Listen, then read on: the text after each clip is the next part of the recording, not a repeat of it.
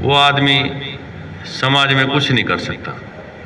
तो मेरा एक अनुरोध सभी से है, बच्चों से भी है, कि वे समय से 2 मिनट, 4 मिनट, 5 मिनट, 10 मिनट, कम से कम 8 से 10 मिनट पहले तो यहाँ सभी को आना चाहिए। क्योंकि धर्म अगर बढ़ता है तो सच्ची बातें सुनने से बढ़ता है, और झूठ बात करने से ना तो धर्म बढ़ता, और जीता हुआ धर्म भी जो है मर जाता है झूठी बात सुनने से।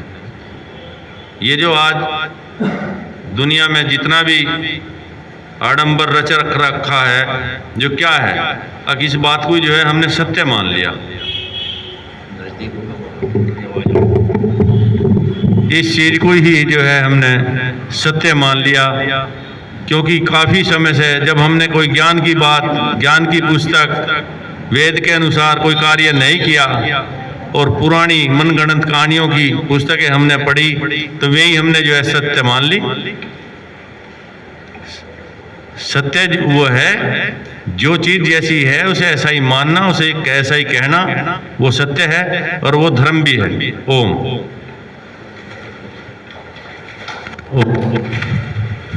अनिरुद्ध अपने विचारों को रखें।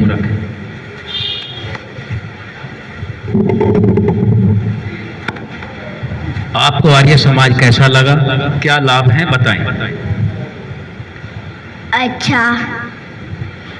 अच्छा लगा। जोर से बोलो। अच्छा लगा। क्या अच्छा लगा, क्या अच्छी बात।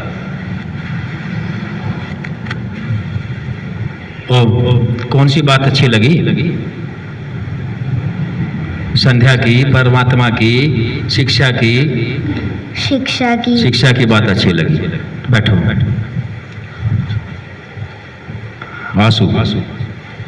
आंसू आर्य, आप वहीं बैठो, आपको नहीं बुलाया। मेरा नाम नक्श आर्य है, मैं आप सभी के सामने आर्य समाज का आप अपने विचार बताओ। आंसू जी, आपको आर्य समाज कैसा लगता है? मुझे बहुत अच्छा लगता है। इसमें रोज आना चाहिए या कभी कभी आना चाहिए? रोज आना चाहिए। परमात्मा का ध्यान रोज करना चाहिए कि छोड़ देना चाहिए? रोज। तो हमें संध्या में रोजाना आना चाहिए। हाँ, ठीक है। आपको कैसा लगता है, आप अपने विचारों को रखें। आपका नाम? मेरा नाम आंसू आर्य है। अच्छा। मुझे आर्य समाज में आकर बहुत अच्छा लगा। तो हमें यहाँ रोजाना आना चाहिए। मयंक आर्य, अपने विचार रखो बेटा। मेरा नाम मयंक आर्य है, मुझे आर्य समाज में आना बहुत अच्छा लगा। क्या अच्छा लगा? व्यवस्था अच्छी लगी, लोग अच्छे लगे, या भवन अच्छा लगा, या ज्ञान अच्छा लगा? आर्य समाज का हमन।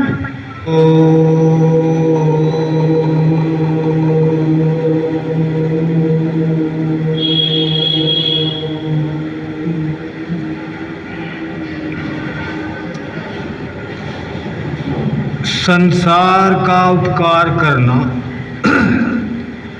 इस समाज का मुख्य उद्देश्य है, अर्थात शारीरिक, आत्मिक और सामाजिक उन्नति करना। तो कुछ विचार शारीरिक उन्नति पर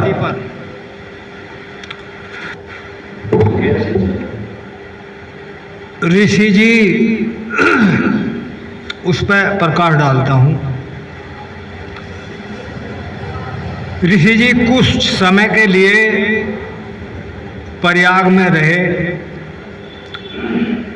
धर्म का प्रचार किया। तो एक रोज वे गंगा के तट पर थे, प्रतिदिन जाते थे।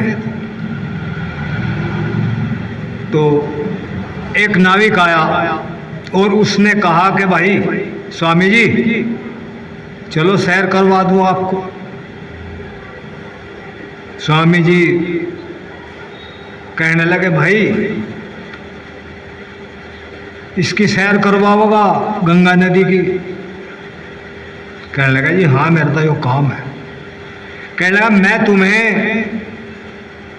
पूरे ब्रह्मांड की सैर करवा दूं। कहा गुरुजी वो कैसे होगी? कि वो हम बतावेंगे। तो बताओ स्वामी जी।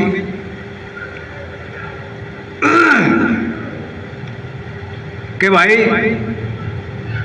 आर्य समाज से जुड़ो, हमारे सत्संग में आओ। 1.5 साल रहे थे प्रयागराज, तो वो नाविक ऋषि के सत्संग में आने लगा, बहुत प्रभावित हुआ। तो ऋषि जी का तो डेली का काम था वहाँ जाने का और ध्यान में बैठने का। तो खैर उपकार आर्य समाज से प्रभावित होकर उस नाविक ने उपकार भी किया और एक सेठ की शारीरिक उन्नति भी की। तो एक सेठ बीमार हो गया। थोड़ा सा और ले लो क्या जी?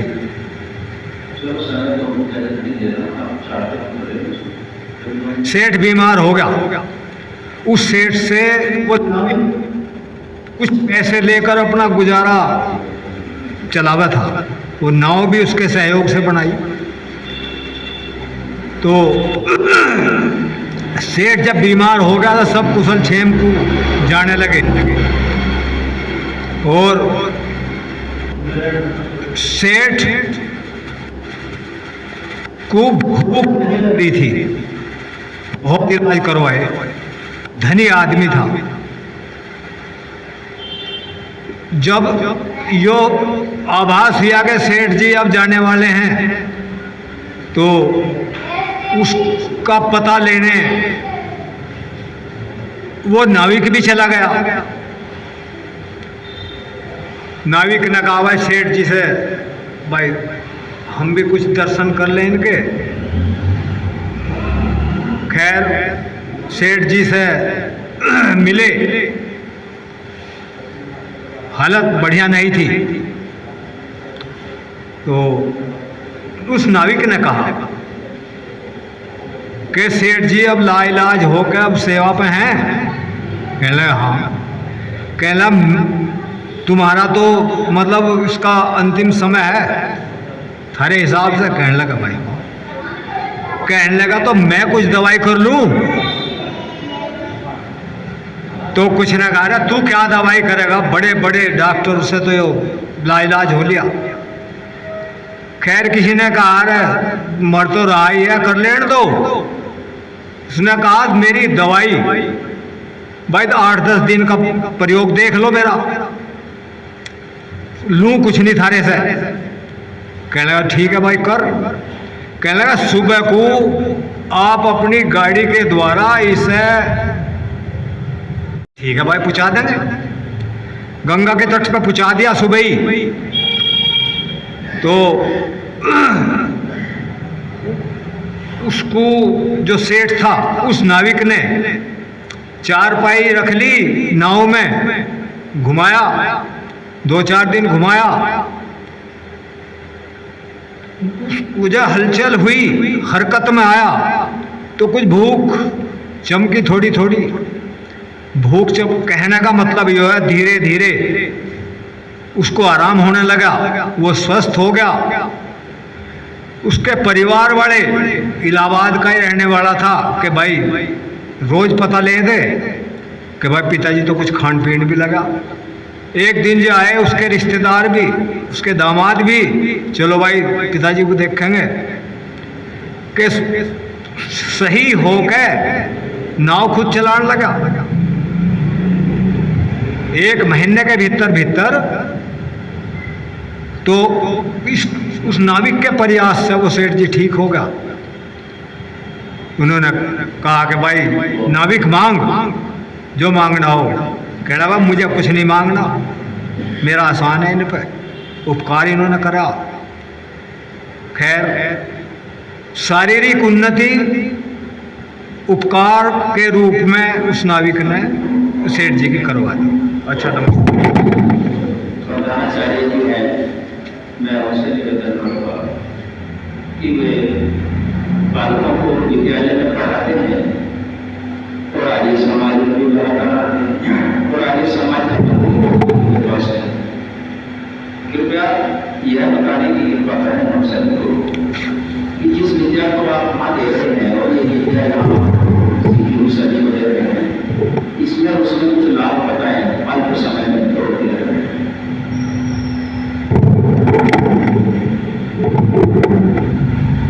ओम। सबसे पहले परमात्मा का मुख्य नाम ओम है, उसका उच्चारण करेंगे।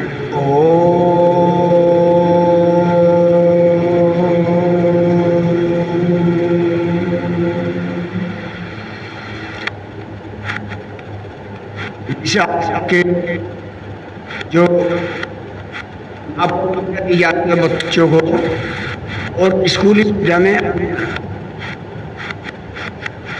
तो हुई, यदि देखा जाए वो तो संसार में हमें जब आए हैं, कोई भी मनुष्य संसार में उसका उद्देश्य होना चाहिए कि वो मोक्ष की प्राप्ति करें। किस लिए आए? अब हम मोक्ष की प्राप्ति के लिए क्या क्या करें वो हमें देखना है। मोक्ष में जाने के लिए अब आई विद्या की बात। जो स्कूल में विद्या दी जा रही है, हम उसे कह रहे हैं शिक्षा। और वो शिक्षा वर्तमान समय के लिए जरूरी है, क्योंकि हम परमात्मा ने पृथ्वी पर भेजे हैं कर्म करने के लिए। कर्म प्रधान कर्म धर्म के अनुसार करना चाहिए। तो उस शिक्षा को ग्रहण करने के बाद ये नहीं कि भाई ये शिक्षा अनिवार्य नहीं है, तो अनिवार्य है। उस शिक्षा को ग्रहण करने के बाद भी बहुत सारे हमारे देश में जो आचार्य हैं उन्होंने इससे संकल्प किया है। प्रारंभ शिक्षा वो विद्यालय से प्राइमरी शिक्षा ग्रहण करने के बाद थोड़ा बड़े हुए गुरुकुल में करा दिया। गुरुकुल तो के बाद आज प्रचार हैं, परंतु बहुत सरकार बनने के लिए मनुष्य को जीविका चलाने के लिए शिक्षा की जरूरत है। और इस विद्या के द्वारा जो अच्छी अभी बात चल रही है, इस विद्या के द्वारा हम मोक्ष प्राप्त कर सकते हैं। शिक्षा के द्वारा हम धन दौलत को भी इकट्ठा कर सकते हैं, वेद के अनुसार कार्य कर सकते हैं, परंतु मोक्ष प्राप्त नहीं कर सकते। मोक्ष प्राप्ति के लिए विद्या की आवश्यकता जरूर पड़ेगी। ओम।